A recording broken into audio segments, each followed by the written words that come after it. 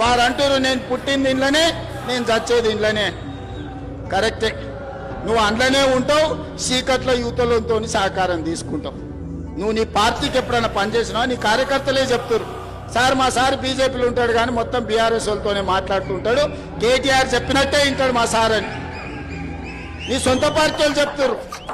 నీకు పార్టీ మారే అవసరమే ఉంది నాయన, ఉన్న దాంట్లో ఉంటావు, పక్క దాంట్లో తింటావు. దొంగది కాదు దొడ్లకు రాదు అని వెంకటోడు చెప్పిండు. గట్లనే ఉంది నీ కథ. అందుకే ఉపన్యాసాలు ఆపు కిషన్ రెడ్డి గారు. నువ్వు అభివృద్ధి కోసం తెలంగాణకు అనుమతులు నిధులు అన్నప్పుడల్లా నేను కలిసి వస్తా అంటే నన్ను తీసుకుపోడు. అంత సీక్రెట్ ఏముంది? మీ మంత్రులే కదా కట్టర్, అశ్విని వైష్ణవ్ మీ మంత్రే కదా. ఏ మంత్రి అయినా మీ కేంద్ర మంత్రికి నేను కూడా నీతో పాటు వస్తా అని చెప్పిన. ఒక్క రోజన్నా నన్ను ఎంబడి తీసుకెళ్ళిండా? ఈ రోజు గోదావరి జలాలను అనుమతి తెచ్చుకోవడానికి తుమ్మిడేటి దగ్గర ప్రాజెక్టు ప్రాణహిత చేవెళ్ళ కట్టుకోవడానికి మహారాష్ట్ర ముఖ్యమంత్రి తప్పించుకొని తిరుగుతుండు. ఏందే అని అనుకుంటే కిషన్ రెడ్డి గారు నువ్వు అనుమతులు ఇవ్వద్దని చెప్పిందని వాళ్ళ ఆఫీస్ నుంచి సమాచారం. ఇదెక్కడ బుద్ధయ్యా?